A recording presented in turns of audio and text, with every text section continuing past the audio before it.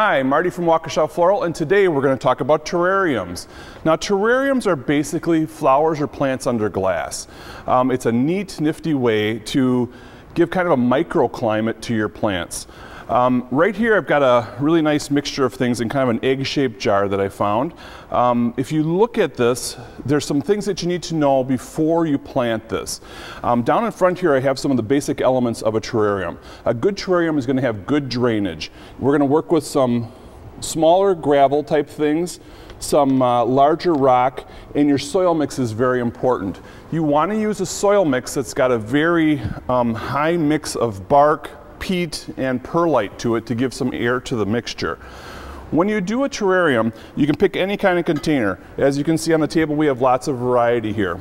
This happens to be like a juice container, but any container will work. You start by putting your gravel on the bottom of the container, followed by some of your larger rock. And the reason for that is this doesn't have a whole lot of drainage going for it. So if you get a little overwatering type situation, the water will go to the bottom where the roots can get it. On top of that, you're going to layer your soil as you see in here, okay? And then you can start planting your plants. Now the plants that you use for these are going to have to be smaller in variety. We actually carry terrarium plants that will get that job done. But what I did in here was we looked at color and texture and things that are going to be compatible together. Other things to remember about a terrarium is, when I called it a microclimate, this holds a lot of the humidity near the plants. So you use plants that like that kind of humidity. If you have plants that are like desert type plants, cactus, succulents, you're going to want to have less of them. You're going to want to have a sandier soil mix for them. I've got a little planter down here.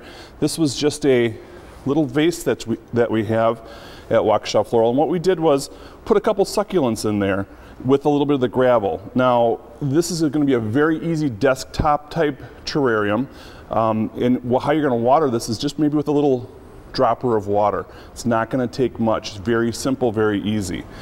A terrarium can also just be something that will heighten a plant that maybe is one of your special plants that you have in your house right now, or a plant that maybe needs a little more humidity.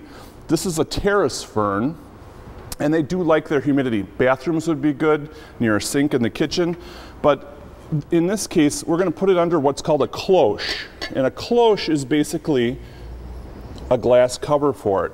Now, if you're having troubles keeping that plant wet, this is going to give it, again, that microclimate that we're looking for.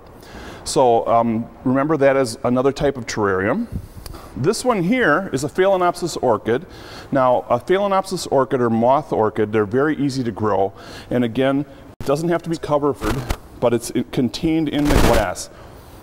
With this kind of plant, it needs even more of a bark mix and more of a sandy mix. It likes a lot of air in the soil. So as you see, we put in some little bit of bark in here just to kind of get that air water mix going. I brought a couple little accents to throw into the mix here just to add a little color.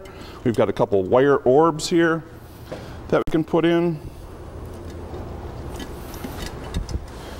And you can even brace these with a little bit of bamboo.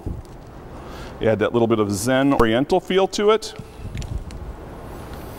Again, giving it just a little bit more panache and a little bit more style. And then also, I have a couple that are back here that are maybe a little bit more non-traditional.